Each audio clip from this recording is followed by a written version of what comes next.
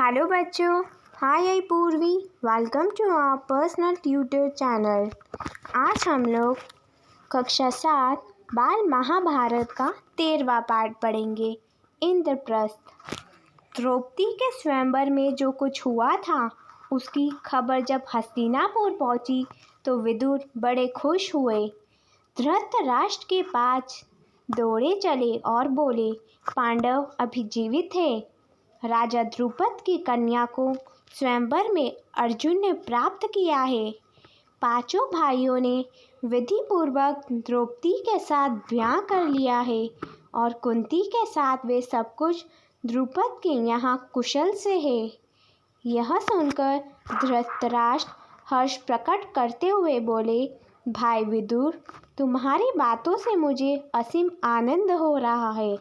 राजा द्रुपद की बेटी हमारी बहू बन गई है, यह बड़ा ही अच्छा हुआ। उधर दुर्योधन को जब मालूम हुआ कि पांडवों ने लाभ के घर की भीषण आग से किस तरह बचकर और 1 बरस तक कहीं छिपे रहने के बाद अब पराक्रमी पांचाल राज की कन्या से ब्याह कर लिया है और अब वह पहले से भी अधिक शक्तिशाली बन गए हैं, तो उनके प्रति उनके मन में ईर्ष्या की आग और अधिक प्रबल हो उठी। दबा हुआ वैर फिर से जाग उठा। दुर्योधन और दुशासन ने शुकनी को अपना दुखड़ा सुनाया। मामा, अब क्या करें? अब तो द्रुपद कुमार धृष्टद्युम्न और शिखंडी भी उनके साथी बन गए हैं। उनके बाद कर्ण और दुर्योधन धृष्टराज के पास गए और एकांत में उनसे दुर्योधन ने कहा, पिताजी, जल्दी ही हम ऐसा कोई उपाय करें जिससे हम सदा के लिए निश्चिंत हो सके। धृतराष्ट्र ने कहा, बेटा, तुम बिल्कुल ठीक कहते हो, तुम ही बताओ अब क्या करना चाहिए।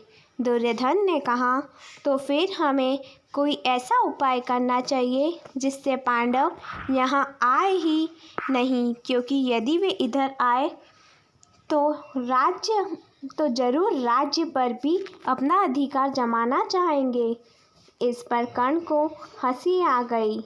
उसने कहा, दुर्योधन, अब 1 साल बाहर रहने और दुनिया देख लेने से उन्हें काफ़ी अनुभव प्राप्त हो चुका है। एक शक्ति संपन्न राजा के यहाँ उन्होंने शरण ली है। 30 पर उनके प्रति तुम्हारा भेदभाव उनसे छिपा नहीं है, इसलिए छल प्रचंड से अब काम नहीं बनेगा। आपस में फूट डालकर भी उनको हराना संभव नहीं। राजा द्रुपद धन के प्रलोभन में पड़ने वाले व्यक्ति भी नहीं है। लालच देखकर उनको अपने पक्ष में करने का विचार बेकार है। पांडवों का साथ वे कभी नहीं छोड़ेंगे। द्रौपदी के मन में पांडवों के प्रति घृणा पैदा हो ही नहीं सकती। ऐसा विचार की ओर ध्यान देना भी ठीक नहीं है।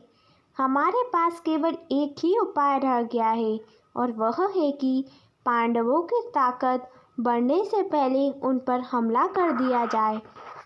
कर्ण तथा अपने बेटों की परस्पर विरोधी बातें सुनकर धृतराज इस बारे में कोई निर्णय नहीं ले सके। वे पितामह भीष्म तथा आचार्य द्रोण को बुलाकर उनसे सलाह मशविरा करने लगे। पांडु पुत्रों के जीवित रहने की खबर पाकर पितामह भीष्म के मन में भी आनंद की लहरें उठ रही थी। भीष्म ने कहा, बेटा, वीर पांडवों के साथ संधि करके आधा राज्य उन्हें दे देना ही उचित है। आचार्य द्रोण ने भी यही सलाह दी। अंग नरेश कर्ण भी इस अवसर पर धृतराष्ट्र के दरबार में उपस्थित था। पांडवों को आधा राज्य देने की सलाह उसे बिल्कुल अच्छी न लगी। दुर्योधन के प्रति कर्ण के हृदय में अपार स्नेह था। इस कारण द्रोणाचार्य की सलाह सुनकर उसके क्रोध की सीमा ना रही।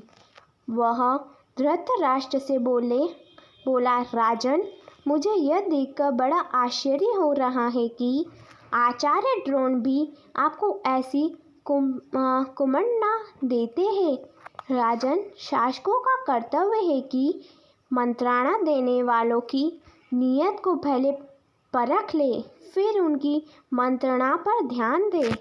कर्ण की इन बातों से द्रोणाचार्य क्रोधित हो गरज कर बोले, दुष्ट कर्ण, तुम राजा को गलत रास्ता बता रहे हो। यह निश्चित है कि यदि राजा धृतराज ने मेरी तथा पितामह भीष्म की सलाह ना मानी और तुम जैसों की सलाह पर चले तो फिर कौरवों का नाश होने वाला है।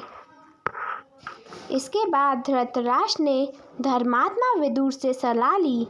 विदुर ने कहा, हमारे कुल के नायक भीष्म तथा आचार्य द्रोण ने जो बताया है वह श्रेयस्कर है।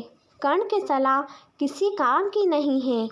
अंत में सब सोच विचार धृतराष्ट्र ने पांडु के पुत्रों को आधा राज्य देकर संधि कर लेने का निश्चय किया और पांडवों को द्रौपदी तथा कुंती सहित सादर लिवा लाने के लिए विदुर को पांचाल देश भेजा। विदुर पांचाल देश को रवाना हो गए।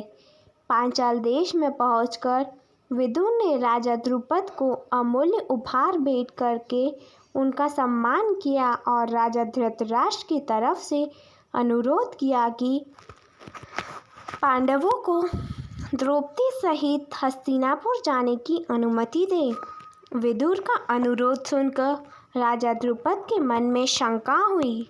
उनको धृतराष्ट्र पर विश्वास ना हुआ।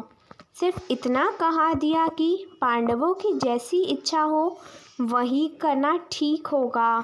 तब विदुर ने माता कुंती के पास जाकर अपने आने का कारण उन्हें बताया। कुंती के मन में भी शंका हुई कि कहीं पुत्रों पर फिर कोई आफत ना आ जाए। विदुर ने उन्हें समझाया और धीरज देते हुए कहा, देवी, आप निश्चिंत रहे, आपके बेटों का कोई कुछ नहीं बिगाड़ सकेगा। वे संसार में खूब यश कमाएंगे और विशाल राज्य के स्वामी बनेंगे। आप सब बेटके हस्तिनापुर चलिए। आखिर द्रुपद राजा ने भी अनुमति दे दी और विदुर के साथ कुंती और द्रौपदी समेत पांडव हस्तिनापुर को रवाना हो गए। उधर हस्तिनापुर में पांडवों का स्वागत की बड़ी धूमधाम से तैयारी होने लगी। जैसे कि पहले ही निश्चय हो चुका था, युधिष्ठिर का यथाविधि राज्याभिषेक हुआ और आधा राज्य पांडवों के अधीन किया गया। राज्याभिषेक के उपरांत युधिष्ठिर को आशीर्वाद देते हुए धृतराष्ट्र ने कहा, बेटा युधिष्ठिर, मेरे अपने बेटे बड़े दुरात्मा हैं। एक साथ रहने से संभव है कि तुम लोगों के बीच वैर बढ़े। इस कारण मेरी सलाह है कि तुम खांडवप्रस्थ को अपनी राजधानी बना लेना और वहीं से राज्य करना। खांडवप्रस्थ वह नगरी है जो पुरु, नहुस एवं ययाति जैसे हमारे प्रतापी पूर्वजों की राजधानी रही। हमारे वंश की पुरानी राजधानी खांडवप्रस्थ को फिर से बसाने का यश और श्रेय तुम्ही को प्राप्त हो।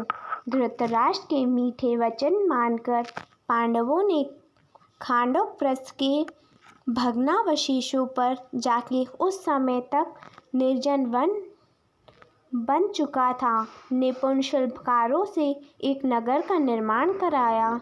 सुंदर भवनों, अभेद्य दुर्गों आदि से सुशोभित उस नगर का नाम इंद्रप्रस्थ रखा गया।